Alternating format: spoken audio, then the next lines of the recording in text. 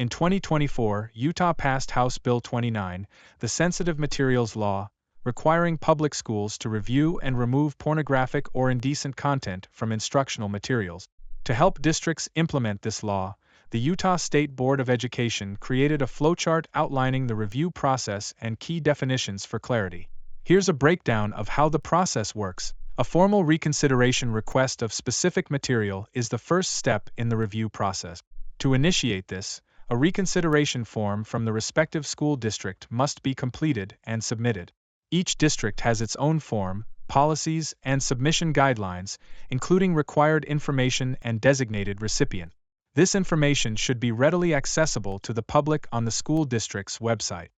Common recipients for sensitive material reconsideration requests include executives of teaching and learning, superintendents, principals, and certified librarians. To ensure your request is directed to the appropriate authority, check your school district's website or call the district office. Those who can submit a reconsideration request and initiate the review process include any of the following from that school district: an employee, a student who is enrolled in the district, a parent of a child who is enrolled in the district, or a member of the district school board. Once a request is submitted, the material officially begins the review process. Step 1 in the process is the initial review. According to Utah Administrative Code Section R277-628-3, as well as Section 53G-10-103, the district must have 2 or more employees review the content and determine, does the material present a plausible claim that the material is sensitive or constitutes as sensitive material. Under Utah Code Section 53G-10-103(1)(e), a plausible claim to sensitive material refers to material that qualifies as indecent under the legal definitions outlined in Utah Code Section 76-10-1227, which defines sensitive materials as meeting one of the following criteria: description or depiction of human genitals in a state of sexual stimulation or arousal, acts of human masturbation, sexual intercourse, or sodomy, fondling or other erotic touching of human genitals or pubic region. If the content submitted meets one of these criteria, it has plausible cause to be sensitive material and is immediately removed from any school setting until the full review process is complete. The content continues on to Step 2, which is the objective review. Objective meaning, following the guidelines of Utah law without personal interpretations or perspective.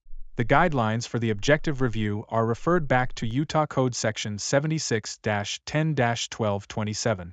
According to Utah Administrative Code Section R277-628-3, the Objective Review Committee consists of a minimum of 3 employees and 1 parent.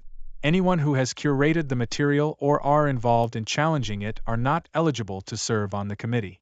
If the objective review determines the material meets criteria in Utah Code Section 76-10-1227, the material is removed from the school and remains inaccessible to students.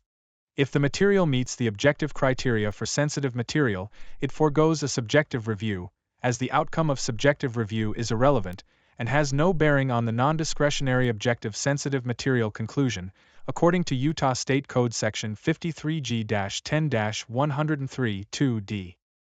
If the material does not meet criteria outlined in Utah Code Section 76-10-1227, the school district policy determines next steps, which can include a subjective review of the material. After Step 3, whether removal or subjective review, the decision can be appealed by any individual from Step 1, an employee, student, parent, or school board member. If appealed, the school board meets and acts as a governing board and votes in a public meeting whether the material should be retained or removed. See Utah State Code 53G-10-103(5) for more details. After the review and appeal process are complete, the school district will report to the Utah School Board of Education on the final determination. The person who submitted the request should also receive a formal letter informing them of the outcome. Materials that are reviewed and removed from 3 or more districts in the state will be removed statewide. For more clarification, definitions, or guidance, visit the Utah State Legislature website.